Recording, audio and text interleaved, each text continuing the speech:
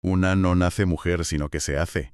A ver, fíjate que suele ocurrir que cuando nos enfrentamos a una frase tan monumental como esta de Simone de Beauvoir, Es que es enorme. claro, es que nos quedamos paralizados en la superficie. O sea, la escuchamos y ya está. Pero para entender realmente la magnitud de esta idea, tenemos que hacer un viaje bastante inesperado. Ujú. Y no precisamente a donde la gente suele pensar. Exacto. No vamos a los pasillos de una facultad de filosofía en París ni a las barricadas de las protestas de los 60. Vamos a un entorno completamente distinto. O sea, los consultorios médicos y psiquiátricos de mediados del siglo XX. Ostras, es que ese es un punto de partida fascinante, de verdad. Es que es ahí, es allí, estudiando lo que la medicina de la época catalogaba como anomalías biológicas, donde surge un misterio clínico que, literalmente, cambiaría para siempre la forma en que entendemos la identidad humana. Y de hecho, ese misterio clínico altera todo el orden sobre el cual hemos construido nuestras sociedades. O sea, separa por primera vez, y con evidencia empírica pura y dura, la anatomía de la identidad. Precisamente. Y bueno, con este asombroso giro médico en mente, damos la bienvenida a toda la audiencia de Voces que Protegen, especialmente a quienes nos escuchan desde trincheras vitales, ¿no? Quienes están en el trabajo social, la defensa de los derechos humanos y la justicia social en Ecuador y en toda América Latina. Un saludo enorme a quienes están en el terreno cada día. Eso es. Y, a ver, la misión de nuestra exploración detallada de hoy es desentrañar una obra clave. Hablamos de la compilación El género, la construcción cultural de la diferencia sexual, que está estructurada y presentada por la académica Marta Lamas. Un texto absolutamente fundacional, claro. Totalmente. Y nuestro objetivo es trazar esa frontera analítica entre sexo y género. Pero a ver, antes de arrancar hay que hacer una aclaración súper importante. Sí, por favor, porque el tema se las trae. Ya, es que nuestro propósito hoy no es tomar partido político.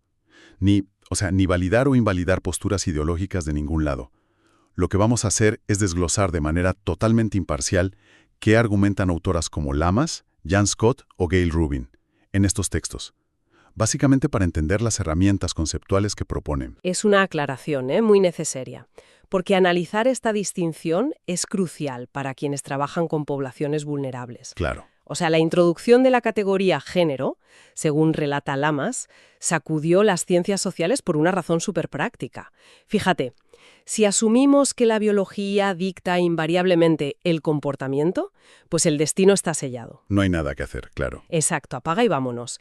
Pero si entendemos que el comportamiento es una construcción cultural, entonces existe un margen enorme para la transformación. Vale, pero espera. Volvamos a ese misterio de los consultorios médicos que mencionaba al principio, porque creo que aquí está la clave de todo. Venga, vamos a ello. O sea, ¿cómo es posible que una herramienta teórica que hoy vemos en convenciones de derechos humanos haya salido de la psiquiatría de los años 60? ¿Qué estaban investigando exactamente ahí? Pues a ver, lo que ocurrió fue que durante el auge del nuevo feminismo en los años 70, las académicas anglosajonas necesitaban un andamiaje teórico sólido. Necesitaban demostrar que las diferencias de comportamiento entre hombres y mujeres no venían, digamos, dictadas por la naturaleza. Y encontraron la respuesta en las investigaciones de la psicología clínica, específicamente en los trabajos de un psicólogo, John Money, y un psiquiatra, Robert Stoller. Vale, me suenan. Ellos estudiaban infancias que nacían con condiciones biológicas atípicas. Condiciones como, creo que era el síndrome adrenogenital, si no me equivoco. Ahí le has dado, exacto. Pero a ver, ¿cómo funcionaba eso en la práctica clínica? Pues para entender el impacto hay que ver el detalle clínico de la época. Stoller, hacia 1968, documentó casos de niñas biológicas, Es decir, con cromosomas XX y tal. eso es, cromosomas XX y ovarios funcionales, pero que debido a un exceso de andrógenos durante la gestación nacían con genitales externos masculinizados. Ostras. Claro, al nacer basándose simplemente en la apariencia visual, los médicos y las familias les asignaban la identidad de niños. O sea, se les criaba, se les educaba y se les trataba socialmente como varones desde el día 1 de vida. Madre mía. Claro, y me imagino que en algún momento, no sé, durante la infancia o al llegar a la pubertad, los médicos descubrían la verdadera configuración genética de estas criaturas. Exacto, y aquí, fíjate, es donde la ciencia de la época se quedó completamente perpleja. Me lo imagino, claro. Cuando los médicos descubrían que biológicamente eran niñas e intentaban, digamos, corregir esa identidad después de los 3 años de vida, se daban cuenta de que era prácticamente imposible. Imposible. O sea, no podían revertirlo. ¿Qué va? La identidad que esas criaturas habían asumido, impulsada por las costumbres, por cómo sus padres les hablaban, la ropa, las expectativas sociales. Toda la asignación social, vamos. Exacto. Esa asignación social demostró ser muchísimo más fuerte y resistente que su propia carga genética o hormonal. Qué descubrimiento tan abrumador para la psiquiatría de la época. O sea, significa que si a un ser humano con cromosomas XX se le trata sistemáticamente como un niño, su cerebro, su psicología y su sentido del yo se estructuran de manera totalmente inamovible como un niño. Así es. La conclusión médica que Stoller y Money aportaron fue, revolucionaria para las ciencias sociales. Demostraron clínicamente que la asignación y adquisición de una identidad a través de la socialización es más determinante que la biología misma. Es fortísimo. Descubrieron que la identidad sexual no es algo con lo que se nace de forma predeterminada, sino algo que se construye mediante la interacción con el entorno en esos primeros años. A ver, déjame plantear una analogía para ver si logro aterrizar cómo funciona este mecanismo. Porque creo que, sinceramente, la vieja metáfora del teatro y el guión ya se nos queda un poco corta. A ver, dispare. Pensemos en el ser humano como un ordenador, ¿vale? La biología, nuestro sexo, sería el hardware. Los componentes físicos, si tienes ciertos puertos de entrada, una tarjeta gráfica u otra, eso te lo da la fábrica, es pura naturaleza. Vale, te sigo. Pero el género sería el sistema operativo que te instalan nada más encender la máquina por primera vez. Es un software que dicta qué programas puedes ejecutar, qué apariencia tiene el escritorio, cómo te conectas a la red. Qué buena comparación, sí. Claro, el hardware es innegable, está ahí. Pero es el sistema operativo el que realmente define cómo va a funcionar esa máquina en el día a día. Y lo que hace la sociedad es rechazar violentamente cualquier programa que no sea compatible con el sistema operativo que te han impuesto. Es una analogía sumamente precisa. De verdad, el hardware biológico está ahí, pero el sistema operativo del género es el que procesa toda la información y dicta el comportamiento. Claro, lo condiciona todo. Y lo interesante es ver cómo las feministas anglosajonas tomaron este hallazgo clínico y adoptaron la palabra inglesa gender para referirse a ese sistema operativo social. Separándolo definitivamente de la palabra sex, ¿no? Eso es, reservaron sex exclusivamente para el hardware biológico. Vale, pero aquí hay un tema. Si en el mundo anglosajón la adopción de este concepto fue tan analítica y útil, ¿por qué en el mundo hispanohablante parece que llevamos décadas atrapados en un malentendido constante? Ay, amigo, esa es la gran pregunta. Porque según los textos de Marta Lamas, hay una barrera que no es ideológica, o sea, es puramente lingüística. Y es un obstáculo monumental. A ver, en inglés la palabra gender tiene una acepción casi unívoca. Remite de manera directa y casi exclusiva a la clasificación sexual y a la identidad. Ya. Sin embargo, en la lengua castellana, la palabra género es profundamente polisémica. Tiene multitud de significados cotidianos que, diluyen por completo su impacto conceptual. Claro, en español hablamos de, géneros literarios, géneros musicales, o taxonomías de plantas, o incluso de telas. Totalmente. Vas a una mercería y Arminka dice, «Uy, este género de algodón es de muy buena calidad». Precisamente. Al carecer de esa vinculación exclusiva con la identidad sexual que tiene en inglés, el término en español se vuelve súper abstracto, resbaladizo. ¿Y confuso? Claro. Muchísimo. Y lo que relata Lamas es que esto ha provocado la mayor y más peligrosa de las confusiones en nuestro idioma.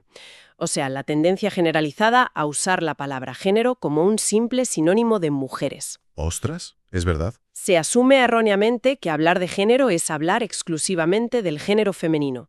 Y se pierde de vista por completo que el concepto original describe un sistema de relaciones entre las personas, no a un grupo demográfico. Es que las consecuencias de esa trampa lingüística son brutales en la práctica diaria.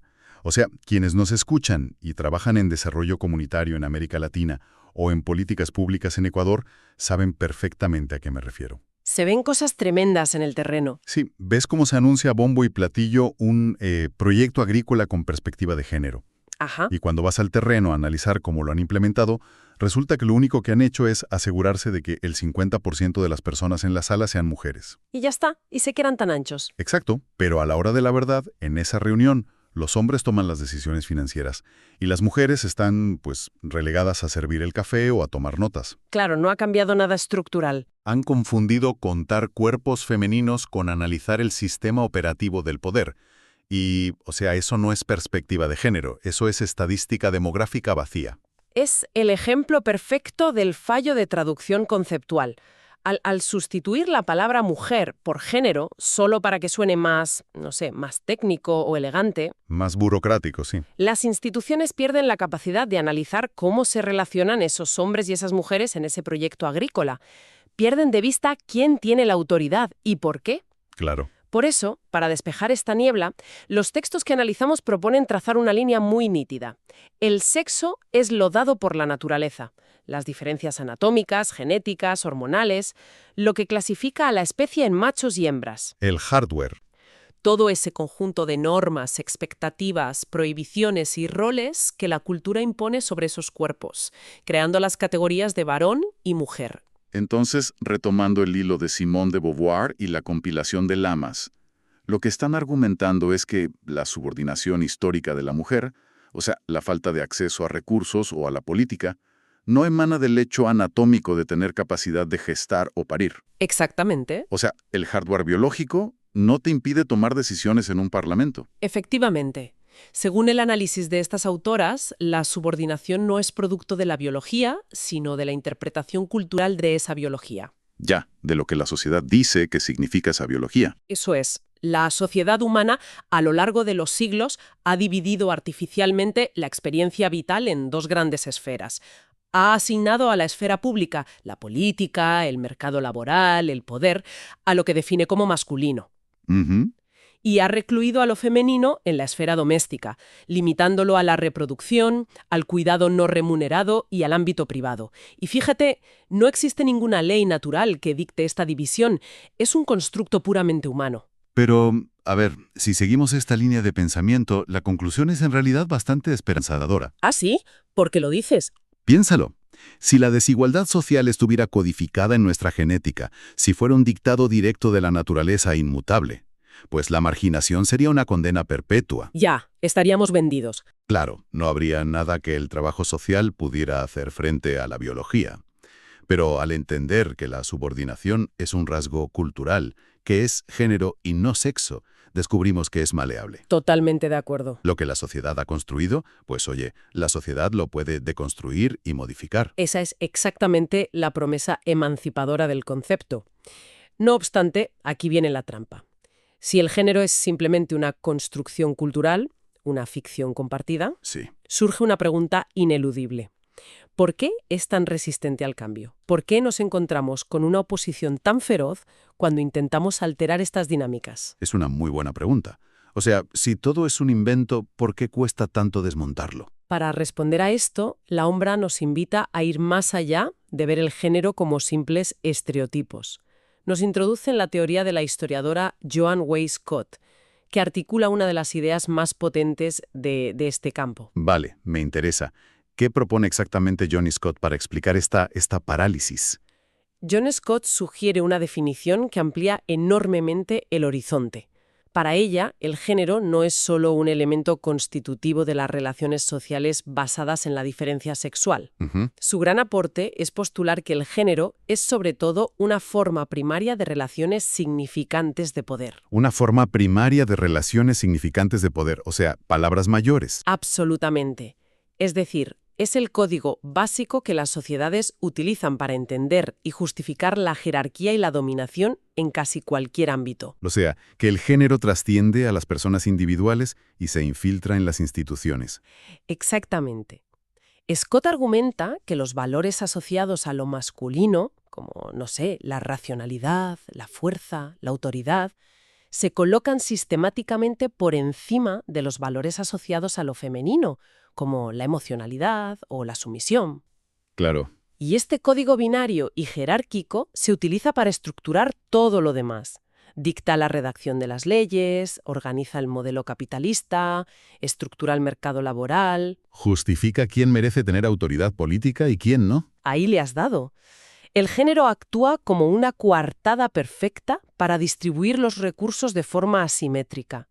disfrazando esa distribución como si fuera un simple mandato de la naturaleza. Pero fíjate, aquí me surge una duda importante que creo que muchas personas en la práctica diaria también se plantean. Dime. ¿No es esto reducir todo a una visión muy, no sé, conspiranoica y maquiavélica? A ver. O sea, a veces parece que estas teorías sociales dibujan a un grupo de señores sentados en un despacho oscuro, fumando puros y planeando cómo oprimir a la mitad de la población. Ya entiendo por dónde vas. Sin embargo, cuando observas la realidad en las comunidades, en América Latina por ejemplo, a menudo quienes perpetúan de forma más rígida estas desigualdades son, tristemente, las mismas personas que las sufren. Totalmente cierto. Y lo hacen con total convicción moral. Aquí es donde yo recuerdo lo que plantea el sociólogo Pierre Bourdieu sobre la violencia simbólica, que creo que encaja a la perfección para responder a esta contradicción del despacho oscuro. Ostras, es una conexión teórica muy aguda. Explícanos cómo funciona esa violencia simbólica en este contexto. A ver, según Bourdieu, no necesitamos un despacho oscuro ni una conspiración explícita, porque la dominación más efectiva no requiere de coerción física constante. Claro. La violencia simbólica es aquella que se ejerce, fíjate, con la complicidad inconsciente de quienes la padecen. Pensemos en un ejemplo superclásico del trabajo social en zonas rurales u urbanas de Ecuador. Vale. Una madre de familia que, a la hora de la cena, obliga a sus hijas a levantarse de la mesa para servir la comida a sus hermanos varones. Sí, muy común. E incluso les da las mejores porciones de carne a ellos. A ver, esa madre no odia a sus hijas, al contrario, desde su perspectiva, las está educando, preparándolas para sobrevivir en el mundo real que ella conoce. Claro, lo hace pensando que es lo mejor para ellas. Exacto. Pero al hacerlo, está perpetuando una violencia simbólica tremenda. Está instalando en sus hijas el sistema operativo que les dice que su tiempo, su descanso y su nutrición valen menos que los de los hombres. ¡Qué ejemplo tan demoledor! Y el sistema es tan sutil que se disfraza de educación materna, de sentido común o incluso de amor. Ese ejemplo ilustra brillantemente la profundidad del problema. La lógica del género se asimila de forma tan temprana, tan inconsciente, que el sistema logra que la desigualdad parezca el orden natural de las cosas. Tal cual, como la lluvia. Las personas interiorizan su propia posición subordinada y ven el mundo a través de esos lentes culturales, aceptando las estructuras de dominación como si fueran, leyes de la gravedad. Claro, y modificar eso tiene tela. Es sumamente arduo. Implica pedirle a la gente que cuestione lo que perciben como su propia naturaleza y su brújula moral. Entender el género a través de este prisma como una jerarquía de poder sostenida por la violencia simbólica no es un simple ejercicio académico para debatir en las universidades mientras tomas un café. Desde luego que no. Para quienes están en la línea de frente del trabajo social, la psicología o la abogacía de derechos humanos, esto cambia absolutamente las reglas del juego. Nos obliga a repensar cómo intervenimos en las crisis. Y por eso mismo, fíjate, esta perspectiva genera profundas resistencias.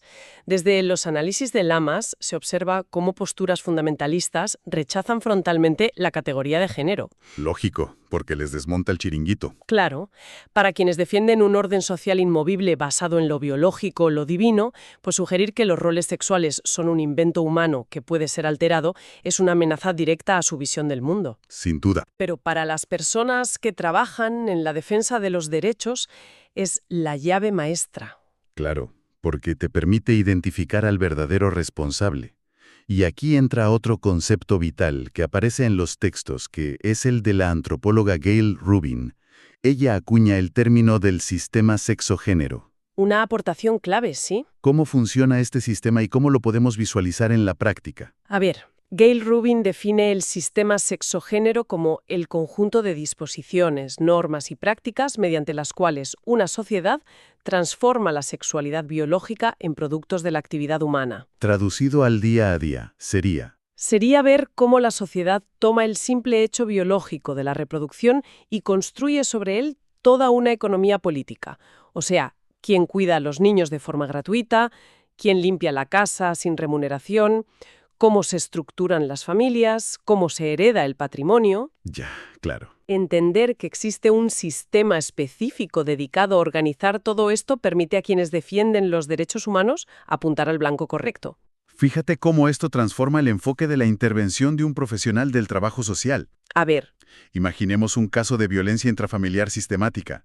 Si el profesional no tiene perspectiva de género, podría pensar que, bueno, está ante un hombre con problemas de manejo de la ira y una mujer con baja autoestima. un diagnóstico clásico, por desgracia. Claro, y buscaría poner tiritas emocionales, tratando el caso como una tragedia aislada, no sé, como la teoría de las manzanas podridas. Exacto. Pero si el profesional entiende el sistema sexo-género de Rubin y la violencia simbólica de Bourdieu, de repente se da cuenta de que está frente a un guión cultural defectuoso. Totalmente. Un guión que está funcionando exactamente como fue diseñado, otorgando autoridad y control al hombre mientras exige sumisión y silencio a la mujer. No es una anomalía del sistema, es el sistema. Ese es el salto cualitativo. O sea, la intervención social deja de ser un acto de caridad para aliviar temporalmente el sufrimiento y se convierte en un acto de justicia estructural. Totalmente de acuerdo. Se trata de desafiar una lógica arcaica que estigmatiza y reprime. Y, como apuntan estas autoras, al visibilizar que el pacto social actual se sostiene sobre un contrato sexual desigual, la tarea se convierte en reformular ese contrato desde sus cimientos. Y hay que añadir algo crucial, ¿eh? Este sistema tan rígido y binario no solo oprime a las mujeres, oprime brutalmente a cualquier persona que no encaje en ese molde idealizado. Claro, va mucho más allá. Al dictar que solo hay dos formas aceptables de habitar el mundo, este sistema operativo es la raíz directa no solo del sexismo, sino de la homofobia, la transfobia y la violencia contra las diversidades sexuales. Exacto. Este es un mecanismo de control poblacional de manual. Por eso el verdadero desafío de los derechos humanos no es enseñarle a las personas a soportar mejor el peso del sistema, sino, oye, exigir reescribir la obra de teatro por completo. Esa es la utilidad innegable de la distinción sexo-género. Logró sacar el debate sobre la desigualdad de ese terreno fangoso del determinismo biológico. Donde estábamos atados de manos frente a la naturaleza. Exacto. Y lo colocó en el ámbito de las relaciones sociales, de la historia y del simbolismo cultural. Y en ese terreno, fíjate, los seres humanos tienen agencia, tienen capacidad de análisis crítico y, lo más importante, capacidad de transformación institucional y personal. Pues, a ver, para ir recapitulando esta inmersión tan densa en la obra que presenta Marta Lamas, hemos visto que el término género es muchísimo más que un modismo elegante para no repetir la palabra mujer. Desde luego que sí. Es una herramienta clínica que mutó en una categoría analítica y política súper fundamental. Nos permite observar cómo nuestra cultura ha, literalmente, secuestrado la diferencia anatómica para transformarla en jerarquía y en desigualdad social. Un resumen perfecto. Pero antes de despedirnos, me gustaría que cerráramos con una provocación. Un horizonte teórico que nos deje pensando más allá de lo que hemos discutido hoy. Pues mira, hay un horizonte de pensamiento fascinante que surge como evolución de todos estos debates. Está muy en la línea de teóricas posteriores, como la filósofa Judith Butler. A ver, cuenta. La provocación sería la siguiente. Si hemos establecido que todo nuestro ordenamiento económico y social se sostiene sobre la ficción de una estricta división binaria del género, O sea, la idea de que solo hay dos sistemas operativos posibles y excluyentes. eso es. Pues, ¿qué pasaría si cambiáramos la estrategia de resistencia? ¿Qué ocurriría si en lugar de intentar eliminar el género, la sociedad decidiera proliferarlo masivamente? Ostras, proliferarlo. Imagina multiplicar los géneros, visibilizar y nombrar tantas formas distintas de identidad y expresión que el modelo binario hegemónico simplemente colapse. Colapse. Por su propia incapacidad de categorizar el mundo. Madre mía, es romper el tablero. Exacto. ¿Podría la verdadera revolución política empezar con la subversión cotidiana y radical de nuestras propias identidades corporales? Ostras, es una idea que da vértigo. Y que además nos devuelve de manera poética al principio de nuestra conversación y al peso de esa frase. Una no nace mujer, sino que se hace. ¿Todo encaja? Sí, efectivamente nos hacemos a nosotros mismos a través de la cultura. Entonces, los límites de lo que podemos llegar a construir como sociedad son infinitos. Absolutamente infinitos.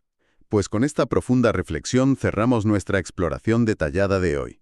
Agradecemos inmensamente a nuestra audiencia de Voces que Protegen, por su tiempo y, sobre todo, por esa curiosidad intelectual que los caracteriza. Muchísimas gracias a quienes nos escuchan y mucho ánimo en el terreno. Les animamos a llevar estas herramientas conceptuales a la práctica y a seguir cuestionando implacablemente aquello que el mundo nos intenta vender como lo natural, es imprescindible en su labor diaria.